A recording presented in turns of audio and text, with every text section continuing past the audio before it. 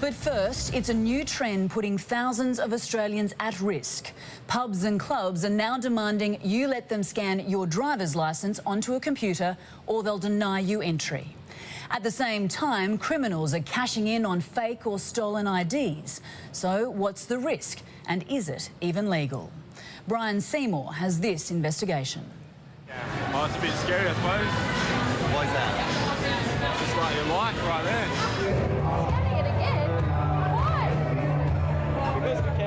Scanning that ID and keeping a copy of it is a gross violation of people's right to privacy, and it's totally unjustified. ID? Yep. Really? Do I look that young? Everyone has to show ID these days. It's okay, but it's a bit unnerving because you know that people that you don't know have your photo on record, so it's a bit weird. It's a busy Friday night at the Wharf Tavern on Queensland's Sunshine Coast.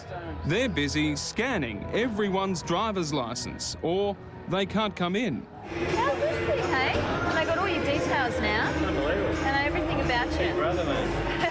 Everyone asked me, oh, what's that for? I said, oh, how do you think the telemarketers get your details? The Wharf Tavern is owned by Australian Leisure and Hospitality, or ALH, the largest owner of pubs and clubs in the country.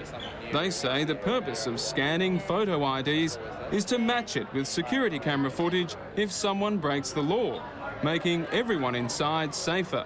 It's not just to check if you're underage. They say, trust us, your ID is safe.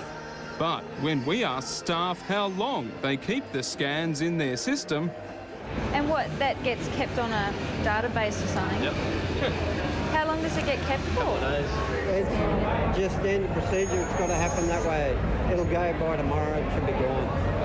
How long do you keep it for? 7 days. You go, only keep it for 24 hours in case something happens. I think it's about 3 months. That's 5 different versions of the truth.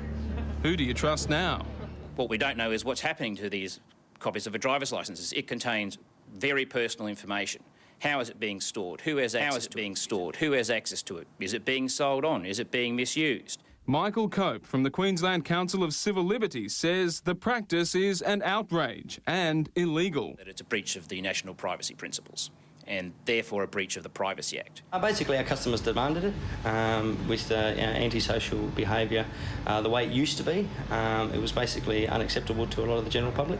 In Perth, Metropolis nightclub manager Mario Matafari has installed new fingerprinting technology, which matches prints with previously scanned IDs to keep the line moving quickly.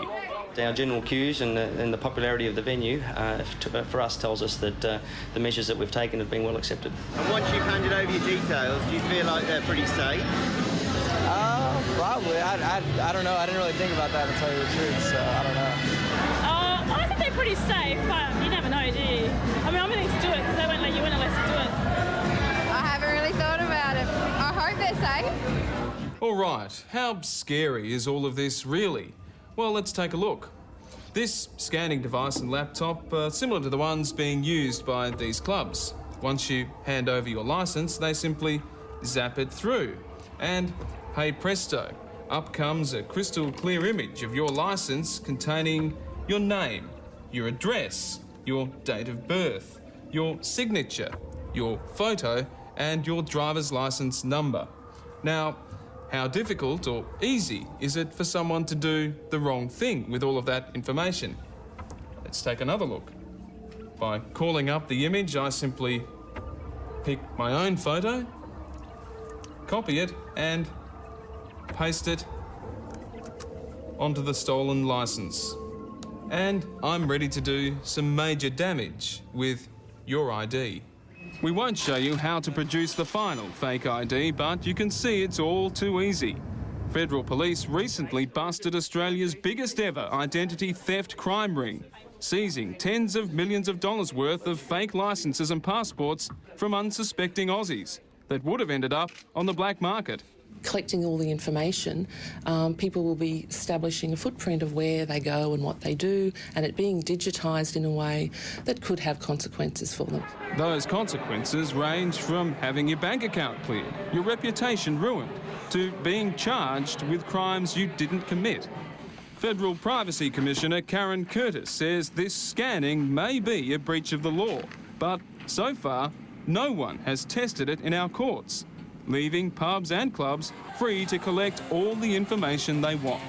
Given this is now happening across Australia, haven't we crossed a line in terms of what we think is okay? Personally, I don't think it's okay, but there are a lot of people who do, because there are a lot of people who attend clubs and pubs and willingly give their information.